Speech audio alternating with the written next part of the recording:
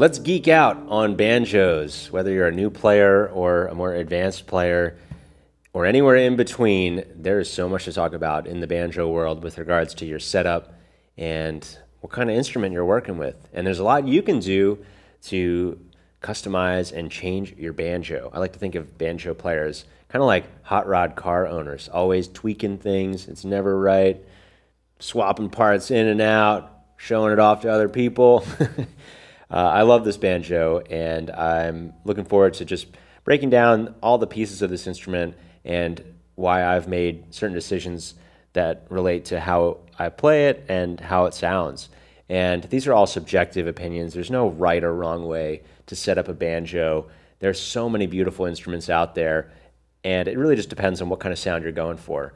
If you do have a specific sound in mind, like you're trying to have a bright sound or a warm and tubby sound, if you want to have an instrument that's really soft and mellow or an instrument that's really bright and clear, all of those considerations are important when you're thinking about setup, and it can really make or break what you're going for on the instrument. I've spent years crafting the setup of my instrument here and honing in the kind of tone I'm looking for. And I should preface this by saying that on my banjo, I'm really aiming for a bright, clear tone that allows me to get a lot of volume out of the instrument while also still being able to reel it in and play softly for a more mellow sound. So there are times where I want to cut through real loud.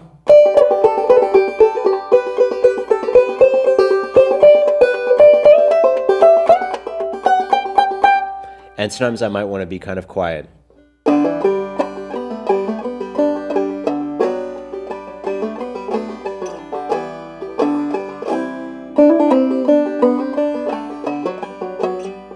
So I kind of aim somewhere in the middle, but probably more on the bright side in terms of what I prefer for Clawhammer. Now that has a lot to do with the context in which I'm playing, which I play in a band that has an accordion player, a fiddle player, and a bass player. There's a lot of sound to compete with, so I'm really trying to cut through. And I play in a band with my father, who's a hammered dulcimer player, so he also has an instrument that occupies a lot of sonic space. So I like to have a banjo in those contexts that really sings and has the ability to cut above other instruments without needing to dig in super hard, because it can be exhausting to just bear down on your instrument when you're trying to play loudly.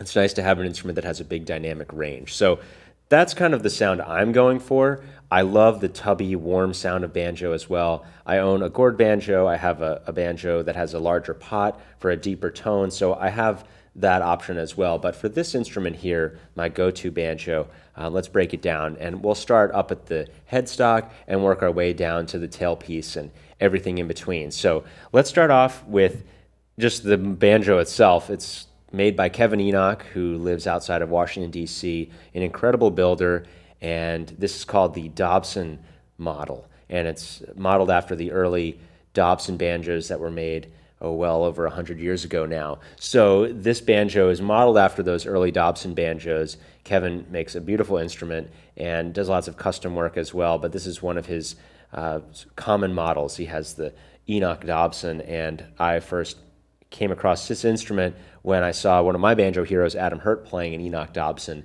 and that turned me on to this instrument here. So this is kind of a variation on what he normally makes as an Enoch Dobson, and I'll break down some of the variations on this instrument and why it's a little bit different than the other ones that he makes, and there's some customized features of it. So we'll start up here on the headstock. It has this nice paddle headstock, and has this nice engraved star, which I really like.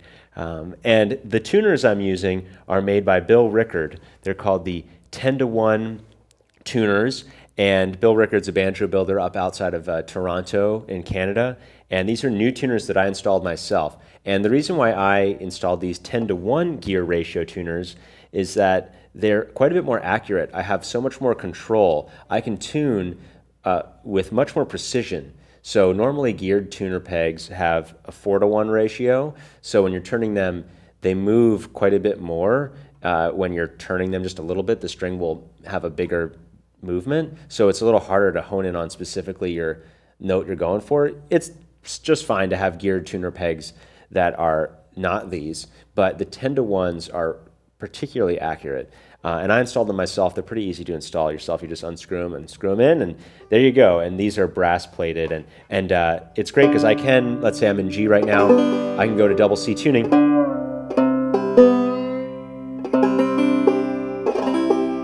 Notice how quickly I was able to change tunings with this, because they're so accurate. Some of it's muscle memory and practice, but maybe a little bit of tweaking is needed, but I was able to do that in just a few seconds. Normally you'd be spending 30 seconds to a minute.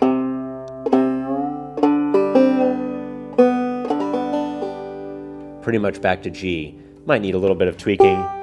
So I really like those geared tuner pegs, these 10-to-1 Rickard tuner pegs. Okay, moving down, we have this bone nut.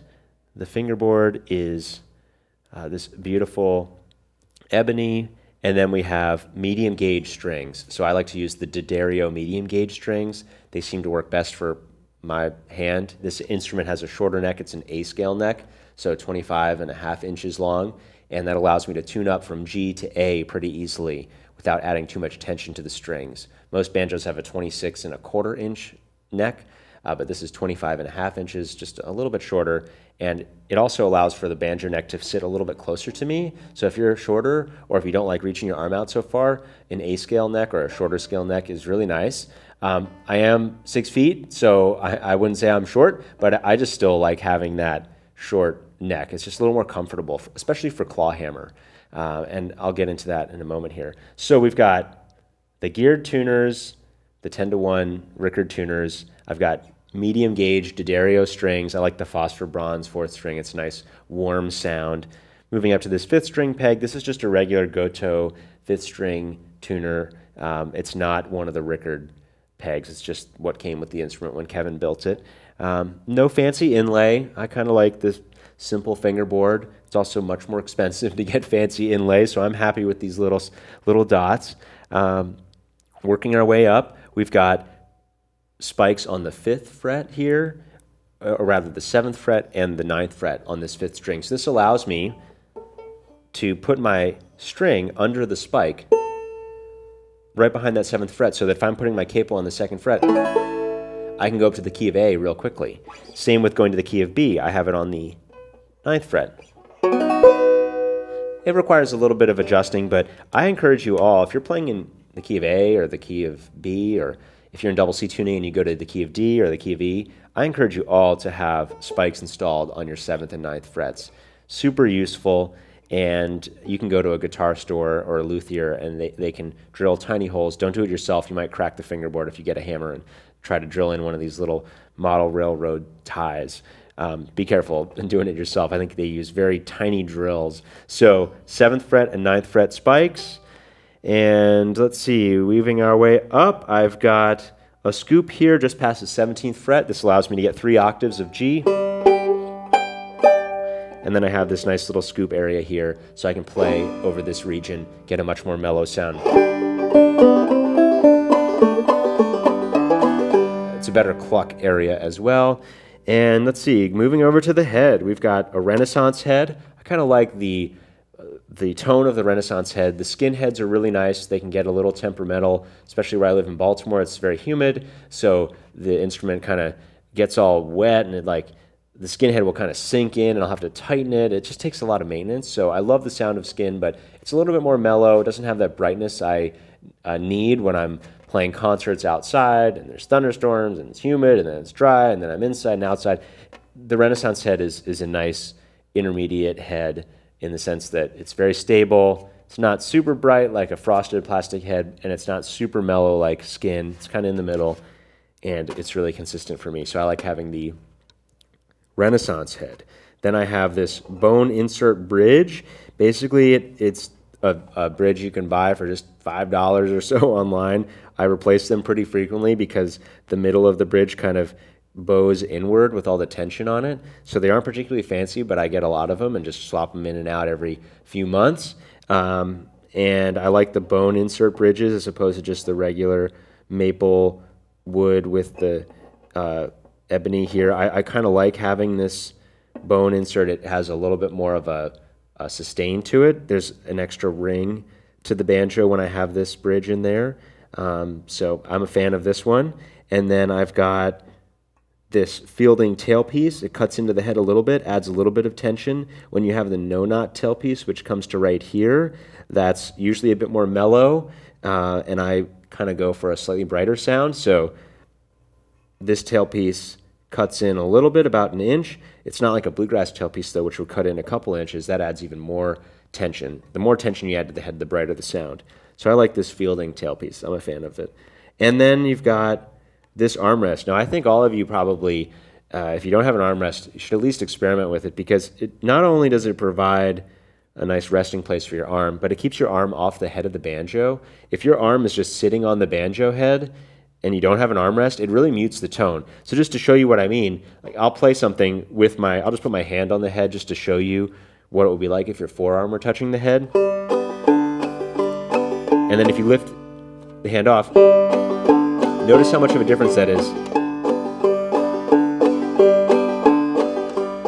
So the moment you start touching the head, the moment it kind of mutes the sound. So having an armrest allows your arm to sit off the head of the banjo and allows it to ring out much more. That's a huge thing that a lot of folks don't even notice when it comes to armrests. It's not about comfort. It's really about letting the banjo sing out and the skin resonate. So I have this Vega style armrest, just a wire armrest, and you can attach it to the side of the banjo using these little brackets on the side. So I like having this wire armrest installed, and I like to have it even with the plane of the string, so it's up maybe about ½ an inch so that it sits with the bridge and where the strings, so it's this nice even plane, so I don't have to reach up for the strings.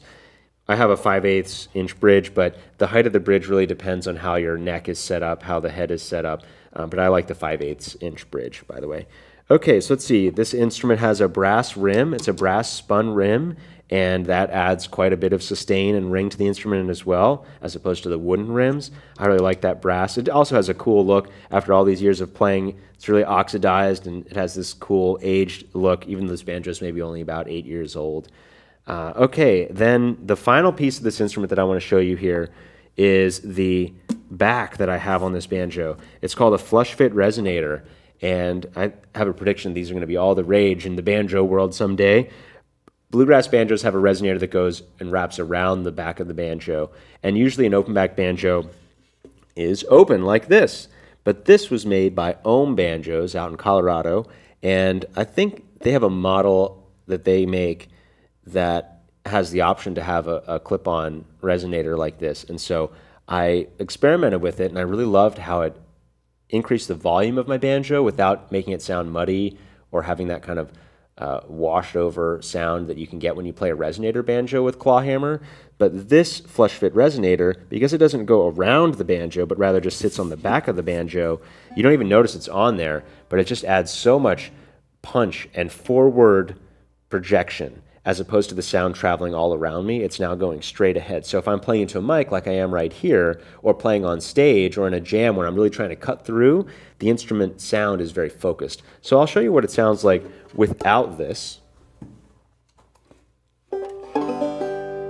Let's see, here's a tune.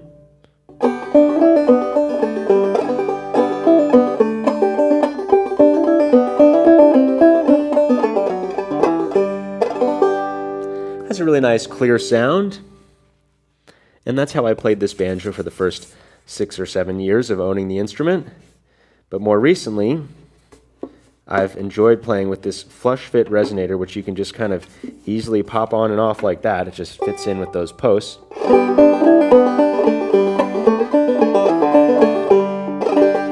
And right away there's more sustain, more projection forward. And it's also really comfortable, honestly, to have this sit against my stomach instead of having the brackets cutting into me. So I really like this flush fit resonator. And then finally, in terms of a pickup, I have a Mcintyre feather pickup, and it just is a piece of tape basically underneath the bridge on the back side of the banjo, and it has this little jack right here that I can plug it in to my preamp and play it into a big speaker system. And then this banjo has a Dobson tone ring. As I mentioned, this is the Dobson banjo. I really like the warmth and ring of the Dobson tone ring. They're probably my favorite balance of brightness, clarity, punch. They're just really solid tone rings, and I love Dobson banjos. So I'm a fan of the Dobson tone ring, and I think that's about it. Let me scan over this instrument once more, make sure there isn't anything else I'm forgetting about this banjo. There's so many pieces here that go into making up the sound, and I generally like to think of the head material and the tone ring as kind of the two biggest indicators of tone, and then also the size of the rim. So most of the tone that you hear on an instrument comes from this region. The neck material, you know, and anything up here might have some minimal impact, but I think most of the impact of the tone comes from down here. The pot size, this is an 11-inch pot. I like the brightness of an 11-inch. The 12-inch pot, which is a little bigger, has more of a warm, smooth tone that I think is great for solo playing or maybe in a duo or trio. But when you're playing in a big jam, playing on stage, it's nice to have a more focused 11-inch rim. That's just my preference, but I like 12-inch banjos too. But for this purpose, I like to have 11-inch. So the size of the rim, the head material, and you know, the tension on the head makes a big difference too. Like this is a very tight head. I have it really tight, and that gives it a lot of sustain and punch. I think that's about it for the setup of my banjo. Oh, and of course I have this little star. That doesn't make a difference at all, but I enjoy having that little tattoo on the banjo. Just a little star that I put on at a great festival in West Virginia called Clifftop. It's just a big old-time party, and I put that on my banjo just for fun, passing out temporary tattoos, and figured why not put one on the banjo. And it's been there for a bunch of years, and it matches the color, so that's my little star. And this is my Enoch Dobson banjo. I love this instrument, and have fun tinkering with the banjo. There's so many things you can do yourself. You can change the bridge, the tailpiece. You can, of course, change the strings. And if you're adventurous, you can even change the head. You can change all kinds of materials. You can change the tone ring. But be careful. Do your research. Make sure you don't damage your instrument. I've learned a ton over the years by talking to luthiers and other banjo friends about how to change things, and ultimately, it's about the sound that you like and you're going for. There's no right setup, and I'm not here to say that this is the only way to set up your banjo, but there's a lot you can do with it, and enjoy tinkering with it. It's a lot of fun to hone in on the sound you're going for, but all that to say, I think most of your tone, again, comes from your hands and practicing and working on technique and developing those skills. There's definitely a misconception that, you know, you change something on your banjo and it's instantly going to improve your sound, and it might make some difference, but ultimately you do have to put in the time to practice with your hands. So just keep that in mind in case you get a new banjo and it doesn't sound how you want it to sound. You do have to. I'm being the bad cop right now and telling you to practice, but ultimately that's what it's about, and that's really where I get most joy, is from playing the instrument, not so much from tinkering and changing everything on my banjo. But all that to say, have fun tinkering with your instrument, have fun practicing, and I'll catch you next time.